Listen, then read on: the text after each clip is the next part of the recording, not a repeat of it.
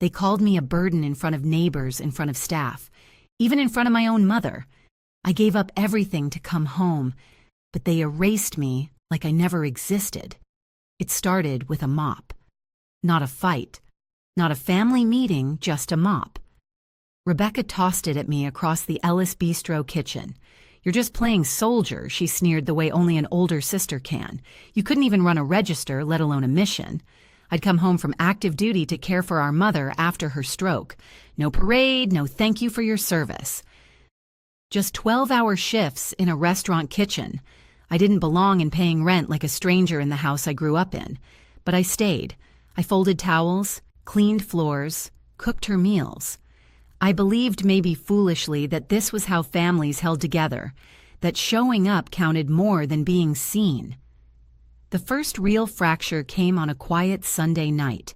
I had just pitched a security upgrade for Ellis Bistro, a system I'd spent weeks developing to prevent internal data leaks and protect customer info. Rebecca laughed halfway through my pitch. "This isn't the CIA, Lydia. We serve FKN salmon." Mom didn't say a word. She just sipped her chamomile tea like I was background noise. That night, I logged into our shared family account. $4,200, everything I'd saved from off-duty contract work gone. Withdrawn in full. The name on the transaction, Harold Ellis, my father. I didn't yell. I didn't slam a door. I just sat there staring at the screen, my hands shaking too hard to type. I tried to ask them about it the next day. Nobody answered. By sunset, I got a text from Rebecca. "Just one sentence, you're no longer part of this family. Don't come back." I stood outside our childhood house that night, porch lights off, curtains drawn. My key didn't work anymore, and behind Mom's upstairs window, a curtain moved. But no one came to open it. The next morning, I tried calling Mom. Disconnected. Dad straight to voicemail. The silence wasn't just loud, it was strategic, deliberate. Like I had become invisible overnight. I stood outside that white-fenced craftsman house with numb fingers and an ache behind my eyes I hadn't felt since basic. Not from grief, from betrayal. Inside, I knew my room still had the boot scuffs I left by the closet. The map I hand-drew at 15 still curled on the wall, but I wasn't welcome there anymore. Rebecca had taken over the restaurant, her empire now, and Mom. She became the echo chamber that justified everything. It wasn't always like this. Growing up, Rebecca was the golden daughter ballet recitals, vanilla perfume, praise from every neighbor within 5 miles.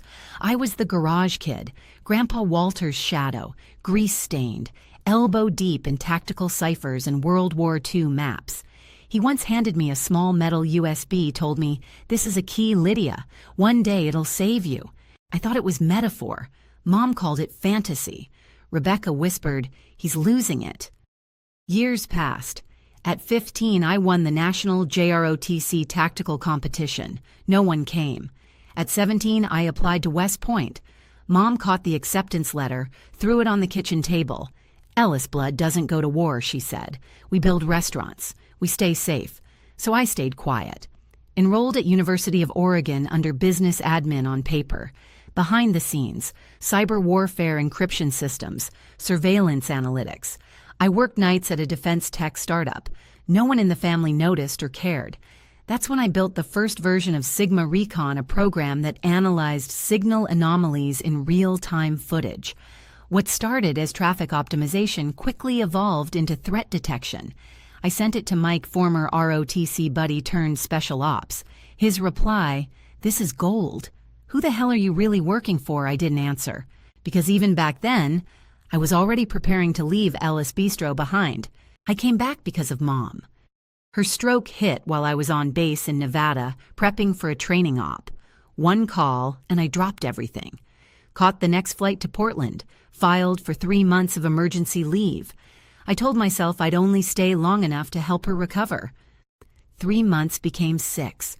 Rebecca greeted me with a chore list and a rental breakdown. "There's a 10 p.m. curfew," she said, not looking up from her tablet. "And you'll cover $700 a month for bills. You're not a kid freeloading anymore.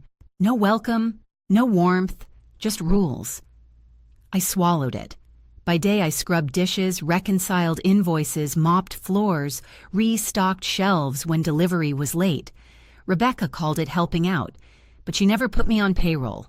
By night, I returned to what mattered. After they slept, I slid my encrypted laptop out from the hidden drawer in my desk, logged into my custom network. My team, Sarah, Ethan, Mike, Tara, linked in from 4 corners of the country.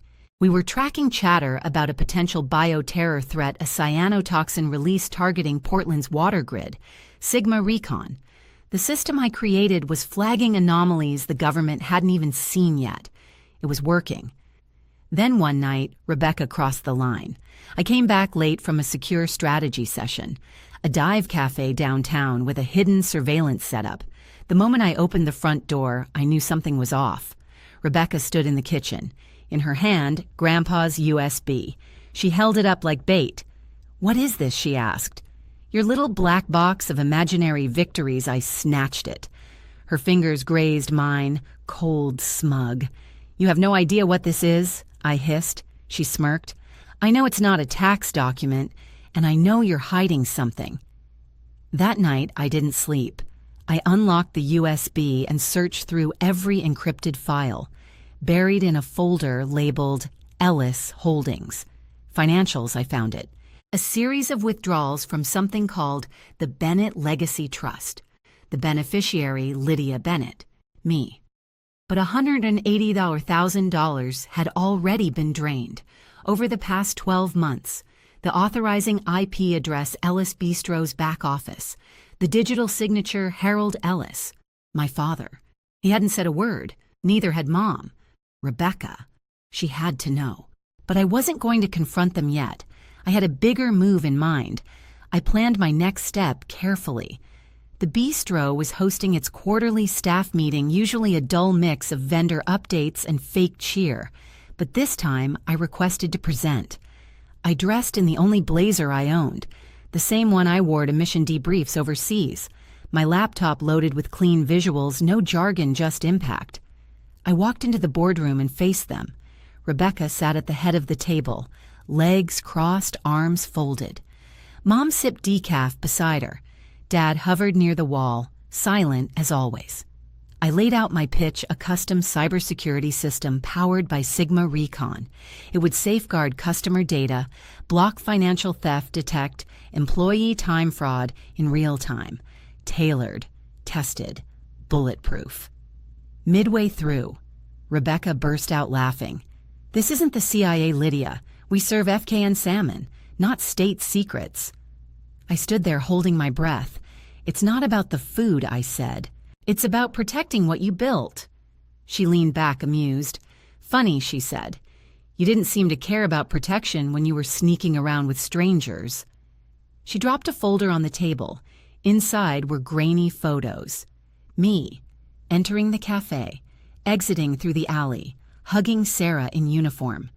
"What is this?" I asked. "Proof," she said, "that you've been lying. You're not a consultant. You're planning something. Is she your militia?" I froze. Mom said softly, "We had a right to know." Then Dad finally speaking, "If you want to live outside the law, that's your choice. Just don't bring chaos into this house." Chaos. I'd scrubbed their floors, folded their laundry, and simultaneously stopped a bio-attack they'd never even heard about. I turned to Rebecca, voice steady. "You resent me not because I failed, but because I didn't fail the way you expected." Then I left. That night, I stared into the mirror of my childhood room. Old cracks, streaked dust, a reflection I barely recognized. And then I smashed it. Glass shattered across the floor, 6 fractured reflections of me. None of them looked broken. Not anymore. The reckoning was near. But what I didn't know was that the world had been watching. At dawn, I packed what mattered: uniforms, encrypted drives, Grandpa's USB. I left the rest behind. Before I shut the door, I sent one email. Subject: resignation to Rebecca, Mom, Dad, the bistro's executive team. Polite, formal, unapologetic. I didn't need them to know I was bleeding. I needed them to know I was gone. But as I reached the porch, Rebecca stood waiting, arms crossed, smug grin in place. She handed me a cream envelope, inside a final bank statement. The Bennett Legacy Trust was empty. A handwritten note was tucked in. "You have nothing that belongs to this family. Take the rest of your life and try to make it mean something." No signature, just silence. I stared at her, searching for the girl I once shared bunk beds with, but all I saw was someone who'd never wanted to see me win. I left without another word. That night, in a cheap motel under the Burnside Bridge, I finally opened Grandpa's fail-safe drive, typed in the code Walter394. A black screen blinked once, then a video loaded. Grandpa, older, thinner, but his eyes still steel.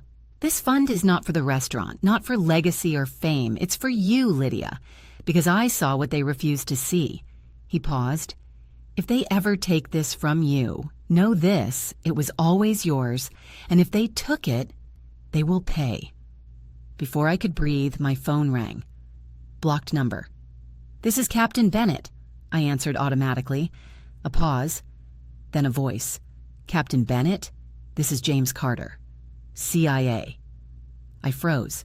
He continued.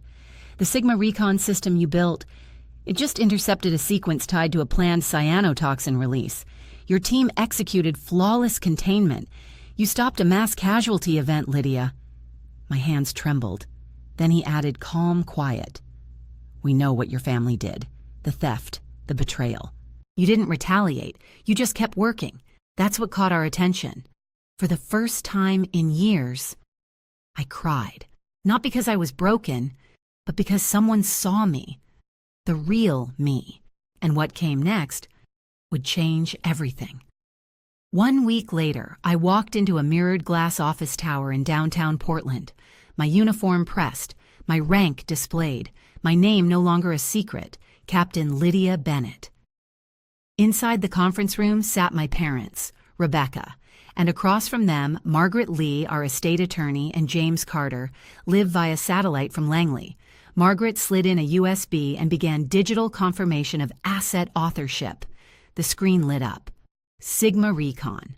Code lines, metadata cryptographic hash. Author Lydia Bennett. CIA verification. Presidential citation pending. Then came a second video, Grandpa again. This time recorded years earlier. If they're watching this, they've forgotten who built the gate to this house. Lydia, you are the legacy, not the restaurant, not the name. You are the gatekeeper. No one moved. Rebecca's face paled. Mom reached for her sunglasses. Dad stayed silent. Then Nathan Brooks, my cousin, walked in. He handed Margaret a folder. "Independent forensic analysis of the trust fund withdrawal," he said. Margaret opened it. The signature used to empty Lydia's funds was forged, power of attorney falsified, by Harold Ellis.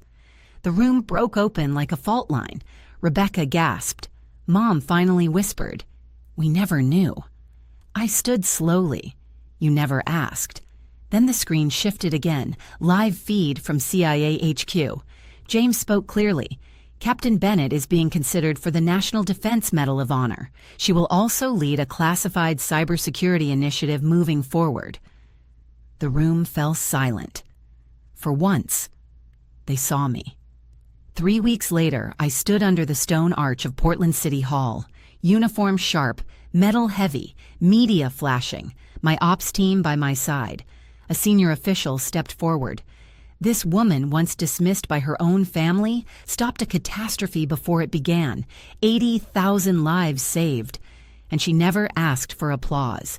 The crowd exploded in applause. In the back, I saw them. Mom, Dad, Rebecca. No VIP seats, no press coverage, just 3 people who had tried to bury me, now watching the city celebrate what they threw away. Later that evening, Mom approached me backstage. Dinner. Just us. No tension. I looked at her. No. I returned to my office that night. Bennett Security Solutions, logo on the wall. My team inside laughing over pizza. I opened Grandpa's tin box one last time and found a folded paper I'd never noticed. Lydia, don't ever ask permission to do what's right. 6 months passed. Fall draped the city in fire-colored leaves. Our company thrived. We secured a federal grant. Nathan became our financial director. One morning, I got a handwritten letter from Mom. I feared your strength instead of honoring it. I'm sorry. I locked it in the safe not to forget, but to remember where the line was drawn. That night, Tara handed me an old bronze badge she'd found in storage. It had no rank, no title, just 5 words led with your heart. Always. I traced the metal with my fingers. For the first time, I didn't feel like I was proving anything. I was something. And no one, not Rebecca, not Mom, not even the silence of 100 locked doors could erase that. Have you ever been erased by the people you loved most? Share your story below. And if you're walking your own path of healing, subscribe. You're not alone. Your story matters.